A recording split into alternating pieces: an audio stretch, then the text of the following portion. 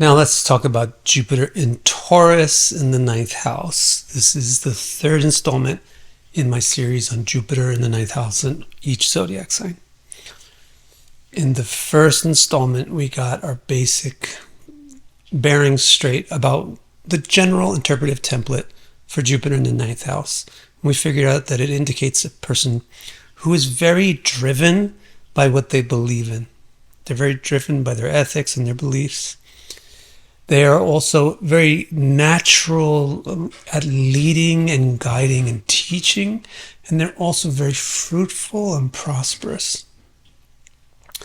Let's see how that basic template operates when we put Jupiter in a specific circumstance, specifically in Taurus in the ninth house, and then let's look at the example of Franklin Delano Roosevelt, who had Jupiter in Taurus in the ninth house.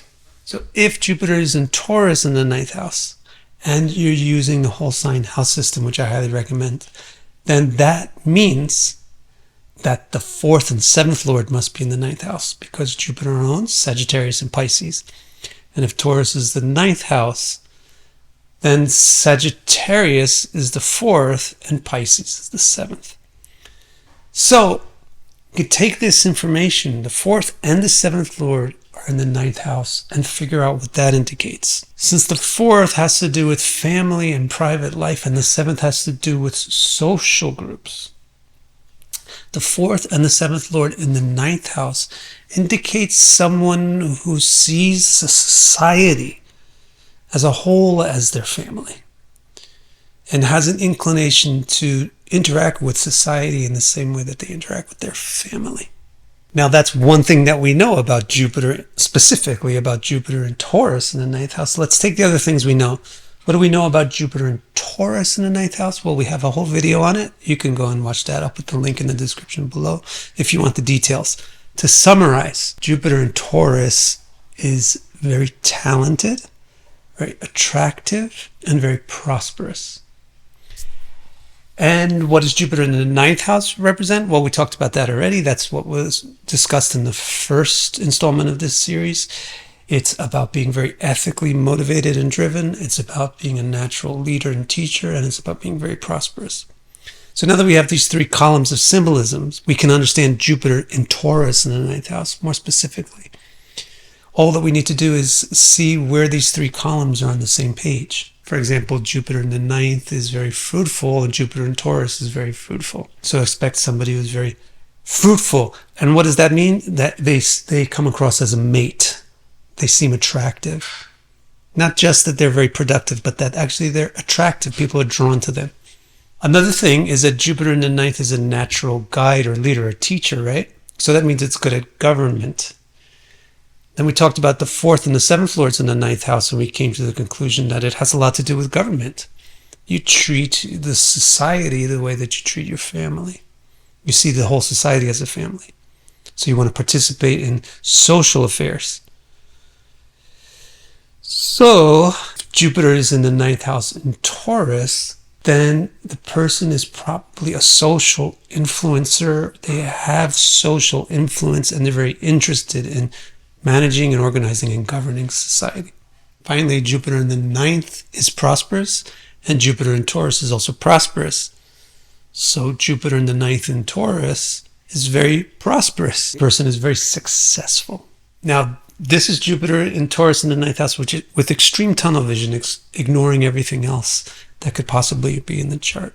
But that's what you need to do to get your theoretical understandings correct. Now, let's take a look at a real chart. Franklin Delano Roosevelt has Jupiter in Taurus in the ninth house. Now, what about this attractive thing? Is he very sexy? Well, he must be attractive because people voted for him and loved him. But you wouldn't really say that he's like beautiful or something. And that's because there's nothing really in the chart that supports that. In fact, quite the opposite. He just has a strong influence of Mars on his ascendant, which gives him a manliness, but really doesn't come across as beauty or sensuality. Does it mean that Jupiter in Taurus in the ninth house means you're going to be the president of the United States for 4 terms? No, the whole rest of the chart is what's indicating that. So, for example, his Jupiter in the ninth house isn't just Jupiter in the ninth house, it's Jupiter in the ninth house in a Raja Yoga. Why is it in a Raja Yoga? Because it's the fourth lord and it's conjoined to the fifth lord.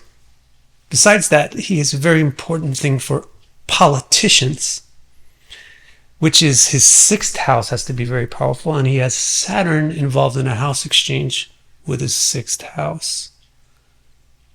Understand the whole context of your chart, the soil in which your interpretive seeds grow, then visit my website, vicdecara.com, and click Readings. My complete chart report explains each and every nook and cranny of your chart and will keep you occupied in self-discovery for years. I also have 2 groundbreaking new reports. The first of these, Your Nakshatra, organizes your active nakshatras in order of their importance to you and presents the fundamental interpretations for the planets that occupy them. And the newest report, Star Strength, uses a system called Tara to unfold 90 interpretations of the nuanced relationships between all the planets in your chart, which paints a rich and detailed picture of how your various strengths cooperate or compete with each other. Order these or any of my reports and accelerate your journey to deeper self-understanding.